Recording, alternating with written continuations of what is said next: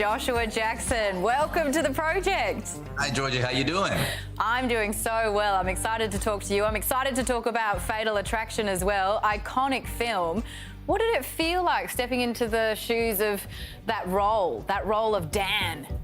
I think understandably nervous about being a part of this iconic thing that is Fatal Attraction. And so when I got into the conversation with Alex Cunningham, the writer, about why she wanted to tell this story, and she said, look, I want to take the opportunity that TV gives you, so you have all this time, to explore Alex Forrest as a human, right? So as opposed to just being a villain, a crazy lady, if we come at her from an empathetic place and try to draw her as a whole human, flaws and all, right? Not excusing any of her behaviors, but like flaws and all, it also then gives us an opportunity to flip the lens around on him and say, okay, well, wait a minute. In the movie, he's just a good guy whose life is being ruined by this crazy person. But he did cheat on his wife as a new father.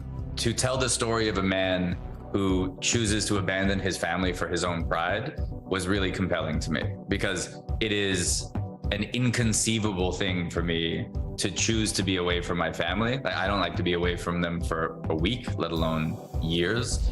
You should stay. I didn't think that this is what we were doing. What were we doing?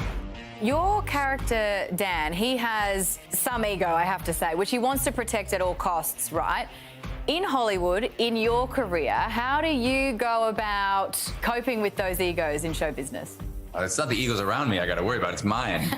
I mean, it's a funny business, but it's a funny world. We're in very interesting times culturally. And, you know, speaking as a man who is no longer a young man, I look around and I think that there's like a crisis in men. We're in really a bad spot because we're not responding well to the shifting cultural landscape around us.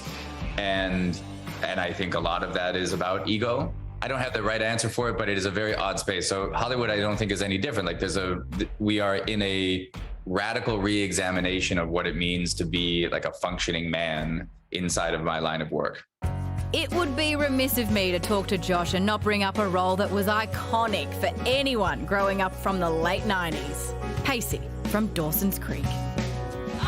You say you're no longer a young man, but it strikes me at least that there's longevity in this industry, and then there's your longevity when it comes to your career, right? Because of what you've been able to achieve. I mean it with respect. From like Mighty Ducks to Fatal Attraction. I fooled them all. And of course, Dawson's Creek. Is that something that you look back on fondly? It was such a game changer for so many of you. How do you reflect on that huge period of time? It's hard to encapsulate it into one thing because it was 6 years of my life, and obviously 6 pretty transformative years of my life. But I look back on it now from a 44-year-old perspective, and I'm just so thankful to have been given the opportunity to be an actor every day.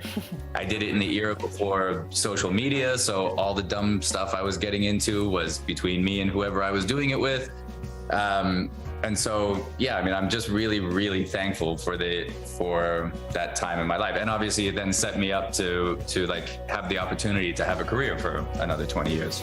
I can't believe a new dad has that much white in his house. That was your takeaway? That's your takeaway from the interview. And he'll also always be Pacey to me. Yeah. Love Dawson's Creek. What a bloke. Yeah, I'm watching it now. Well, I was rewatching it during the pandemic. Not rewatching it, I was watching it for the first time during the pandemic. Wow. I just felt Thumbs so up? nostalgic.